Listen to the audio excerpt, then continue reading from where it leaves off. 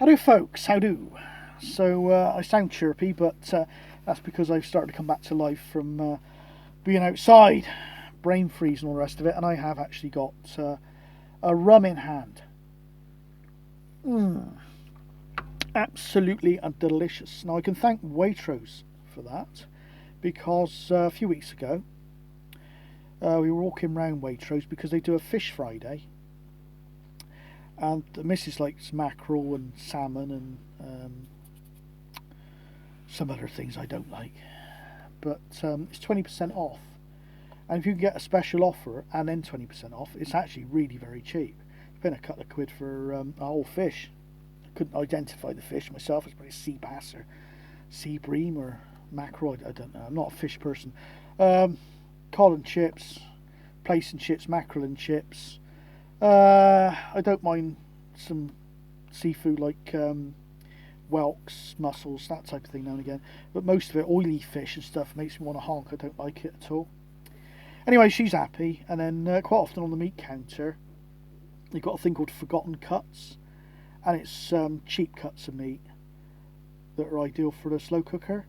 And quite often, even those are reduced. So you catch it right. I bought 4 ox cheeks in there for £1 each. £4 for 4 ox cheeks. Now, an ox cheek is enough meat for 2 people or 2 meals. So that's 8 meals for £4. Slow cooker, sweet as. I bought some oxtail in there as well. Cheap as, perfect for the slow cooker. Perfect, absolutely perfect for this time of year. Anyway. So it's not a bad shop for alcohol either. Quite often they got that Lafroig whiskey that I like. I've gone off that lately, but that is as cheap as and cheaper than anywhere else. But in some respects, some of their stuff is so expensive you almost need to be resuscitated when you look at the price. But some stuff you just got to shop around. Anyway, so we were walking around there, and there's a kid. They sometimes do like a little stand, and they offer out samples of various drinks, some bloody white wine, or some champagne-y thing, or prosecco. But this time, this kid was there with these rums. So would you like to try some rum? And it's the tiniest little tot. I wasn't even driving anyway, and I tried this rum, and I thought, oh, that is actually very nice. I said, what's that? He said, well, this is the rum, and it's something or other. I had it here actually on a previous trip, and it was something or other rum with banana peel in it, which really, when you think about it, shouldn't really increase the value, because it's not like banana peel is an expensive commodity, is it? It's like the bit that the people chuck away. But anyway, you could taste the banana peel in it. It was actually very nice. It was reduced, so I said, oh, go on then. I'll have one of those bottles. And that's what I had last time, very nice. I said, is that neat? Have you got that neat? So no, I've got a little bit of ginger ale with it. I said, oh, works very well. And this time I bought a cheap rum. It's just lamb's rum, navy rum, basic rum, not spiced. But I am trying the ginger ale with it, and it's very nice indeed. So I've got to watch that. It's only it's not even 8 o'clock yet. I'll stop drinking that early because I'm packing down quite early tomorrow and driving home. So just having a few of those to warm up really. So yeah, that works. Nice combo actually. About half and half rum and ginger ale in that little shot glass. Absolutely sweet as can be. Anyway, so yeah, what's been going on? Just sort of warming up now. Sort of head over towards the heater. Did a probably round about, I'll have to check the GPS, around about 16-kilometre walk today again. I took a different route. It took me right round the edge on this sheep track. It's actually a little bit dodgy actually, but there we go. Around the edge, over some fantastic open countryside. Picked up a nice track over towards those 3 peaks over there. And there's a dark line down the side of that. I know what that is. Hang on, sorry. It's just a bit of the stand creeps in on the image there. Yeah, round to those 3 burial mounds, the one with the trig point and the 2 without. And then I thought, right, what I'm going to do, I'm not going to go back the same way. I want to go across country and pick up the alternative route back, which takes you down through the other side of the site. And by this time, it was 3 o'clock something. So I thought, looking at the GPS, just little simple GPSs I use, I thought that's a fair old distance. I think I was looking about 3 kilometres cross country, rough country. And I thought it was going to be close where I'm going to get to this sort of known place that I waypointed before it gets dark. To be honest, it wouldn't have been a big deal if I hadn't, because I got quite a powerful head torch and I could have found it anyway. But I ended up with this fixation that I had to get to this waypoint before it got dark. And as I went over cross country, it was boggy, slow walking, in case you put your foot down a little stream and snap your ankle. So slow going, got towards the bottom. I thought that is impassable. There was a valley with a river at the bottom, and just no way through this thick undergrowth. I thought, oh, I could be in the shit here. And got to backtrack a bit, managed to get across that river, cut across some more country, and it came to that point where I thought, and the clarity of thought kicked in then. Whereas before you just go, walking around going, oh, lovely, oh, that damn so-and-so on the news, oh, usual sort of million things going on at once. And then after I thought, you've got to concentrate now, son, the inner voice, you're in the shit. You're not going to get to that if you don't watch out by nightfall. So it was nice actually, because that underlying sort of level of anxiety that I always suffer with, that was completely superseded by fear. So that was great, and it certainly kept the old paces per minute up as I was heading up the hills, because I thought, looking at the GPS, 2.3, 2.2, I thought I'm going in the right direction, and I married up with it lovely, found the path, came down through the site, got back here pretty much as it got pitch black. So it worked out sweet, but I had that little element of fear that brings me the clarity of thought, which was great. So yeah, I came back and did a nice stew, and then I did second helpings of that as well. That's Japanese inspired a sukiyaki stew. It's basically just whatever leftovers you got, shove it in, boil it up with a bit of water with some raw powder, stock cubes in it, pak choy, cabbage, mushrooms, pork meatballs. Did a second helping then, but with last couple of rashers of bacon. Cleared out my little cool box out there. So rations and the rest of it worked out absolutely sweet. I know some people, they go for the MRE, the ration packs, meals ready to eat ration packs. They think, I don't really fancy doing a massive walk or doing a camp or whatever, and then just eating that out of a bag with a spoon. They are great for what they are, emergency food, out on the trail, for the military. If you're out, lovely, same as pot noodles, lovely if you're out, lovely. But to come back to that, it's a morale thing. I'm big on morale, actually. I've been mentioned that a load of times over the years. It's nice to have a little treat, and it's amazing how a little treat, a little bit of one of those home comforts just lift you right up. There's some people that they go away and it seems to be like they're duty bound to lead a life of misery.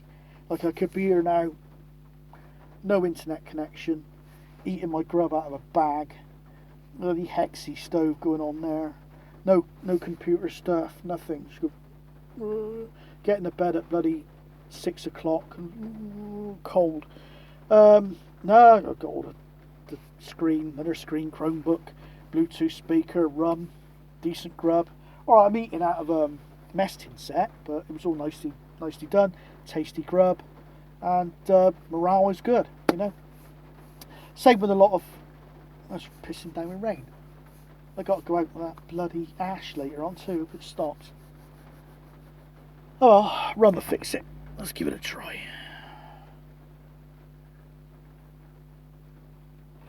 It's gone off already. Told you. Anyway, I say morale.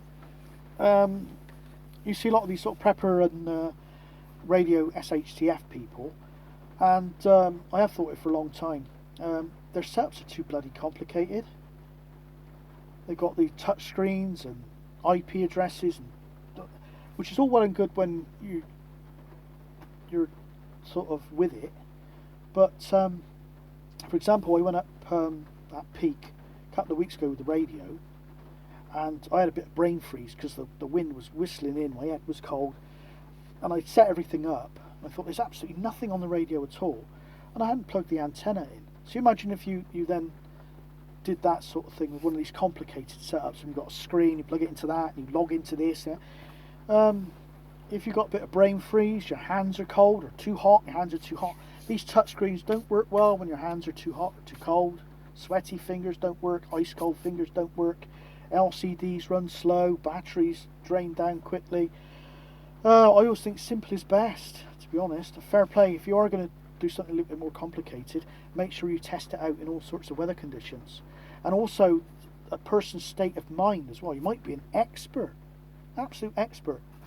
You might be, computer there, yes, it's all easy. Say now something kicked off and you gathered up your go bag and your emergency comms kit and you're running off. You're worried about your family, you don't know what's happened to them. There might be bombs going off in the background. Some people don't handle that pressure well. And again, they try and set their stuff up. None of it works. So keep it so simple, so unreal. Even if you colour code things, in case you're not sort of stable mind when you come to use them. So yeah, I do like that little bit of a morale lift as well. The comforts from home, because it would be easy. Certainly in some people, they don't like solitude. I'm okay with it for quite long periods myself, but some people do fall apart very quickly. So you just need that little bit of home comfort just to keep your act together, including a little bit like a tot of rum, whatever. I just had to remind myself what a valid addition it is to the SHTF prep kit. In fact, I'm not sure if it is or not. I'm not sure if that is actually a valid addition to the kit. Yes, it is. Yes, it is. There we are. I had to do that experiment. I just had to reassure myself. Anyway, so yeah, last night here, I'm going to have to get up quite early and pack everything away. Got the gazebo to take down. Checkout time is quite a generous 12 p.m. I don't think they'd mind too much. There's nobody here. Whether I just rolled out a bit later, but I'd like to be on the dot with things like that. So I'll have to get up out my pit, get everything knocked down. Probably take about an hour and a half to sort of put everything back together. I could just shovel it all in, but then you waste a day in the week then getting it all back out again. I'm trying to put away properly as I go. So yeah, so things I would change. So I'm going to look on the Black Friday stuff. Itchy head with this hat on, but I've got to keep it on because it's cold. Look on Black Friday, see if there's a tablet going, small tablet, and if I can get one of those that will do Google Maps and the rest of it. I've got a thing I can plug into it called an OTG cable, on the go cable, and into that I can plug got it in the front of the car. I could have done it now actually. I got a transmitter for a wireless keyboard and mouse, so that could be like a desktop monitor, and I can have the mouse over here. I didn't set up last time I was here, so I was led back in the sleeping bag with the computer over there, or it was actually on my phone. It was moving the mouse around. Don't know if a lot of people realise you can use a mouse on an Android device. Moving the mouse around remotely, just flicking through the videos, flicking through the tunes. Sweet as a nut. I was doing emails on the keyboard, full speed. So if I could replicate that on a nice little tablet, I won't need to bring the Chromebook. There's a load of crap down there I won't need to bring. Just want to keep it simple without going too bare bones. Absolutely happy with the sleeping arrangements. The new sleeping bag was absolutely great. I have to say I'm not hot now. I'm not warm now. I'm not cold, but I'm not warm enough. I'd like to be a little bit warmer. There's not much I can do about that. I've got the radiator going. I don't want to get in the bed too early because sleeping bag. So I'm not exactly small, and I'm not that mobile. So I don't really want to get in the cocoon of the sleeping bag too early, because you think, oh, I'm in here now. You think, oh, I want to change. I pour out another drink. It's like wriggling around like a maggot. I've always got to get up a couple of times in the night for a pee anyway. So I don't want to get in the bed too early. It'd be misery. So I like to sit in my chair, like at home. It's comfortable and all the rest of it. Just not quite 100%. I cover myself up with the blankets. It's all right. So there's not really much I can do about that. The only worry is that some of the campsites mean I will have to go off grid. And that power bank I've got is great. It'll give me enough charge to run everything I need it to run for basically 3 nights. But off-grid wise, I won't be able to run the electric radiator. I would have to bring that gas heater, which is like a direct flame, which is a worry. I know I've got the carbon monoxide detector. I wouldn't go to sleep with it on, because once I'm in the sleeping bag I'll be alright anyway. But say now I'm here, just doze off a little bit. That pile of stuff falls into the fire, catches fire. All the bedding goes up. Pull over, catches fire. Back of my head catches fire, and sort of wake up and think I'm on fire, and end up jumping out the car in a ball of flames, which doesn't really sound all that appealing to me. It's one way of getting warm, I suppose, but no, I don't like it.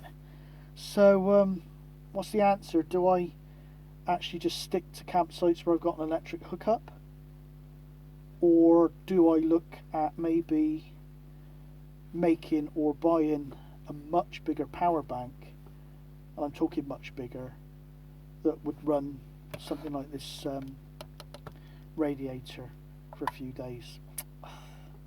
Big shout.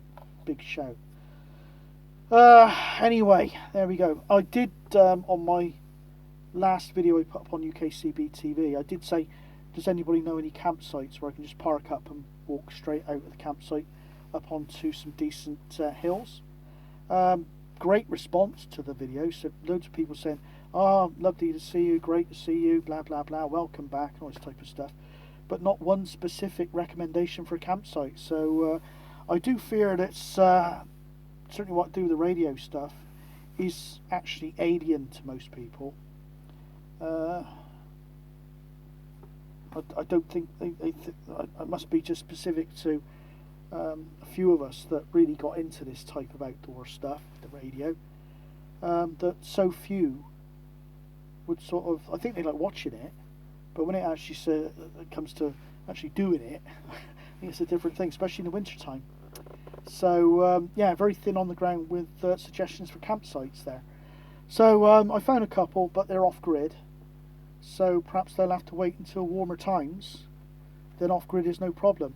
But that earlier on out there was down to 0 degrees, 2 degrees C, and it's bloody cold. So if it goes down to sort of -5, -10, and it can certainly go down to those temperatures here in the UK, it is a matter of not sort of lounging around like this, even with the heater on.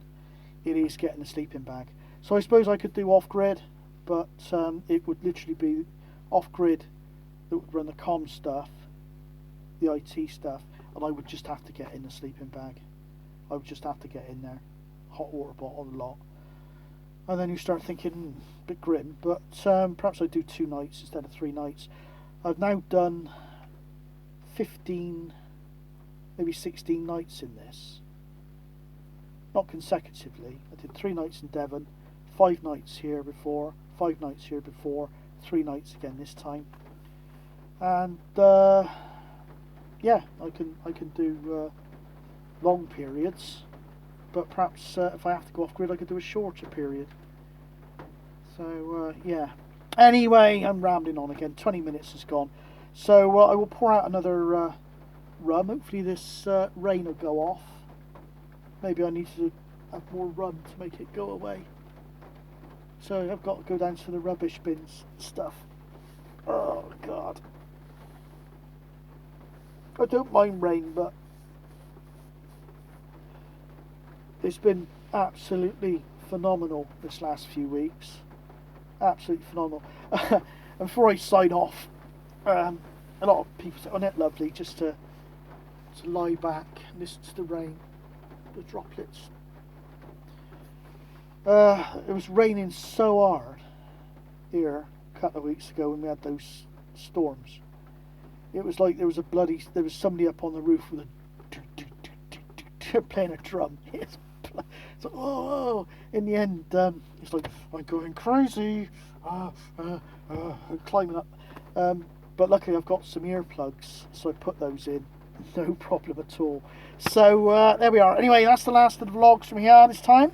I'll try and keep them going if there's anything worth vlogging about. Oh, I can't get up. Oh. So, yeah, I'll just demonstrate how to, I thought you'd need a demonstration how to mix this rum. Okay, so the demonstration, how to mix the rum. Okay, education is key. So we've got half there. That's the gin and tonic. I was talking to a bloke the other day that I know about gin and tonics. It starts off with a little tiny bit of gin and a load of tonic. By the end of the night, it's nearly all gin and a tiny bit of tonic. But no, so yeah, we've got the sugar-free ginger ale there, look. So it's all healthy stuff. And just mix that to the top, okay?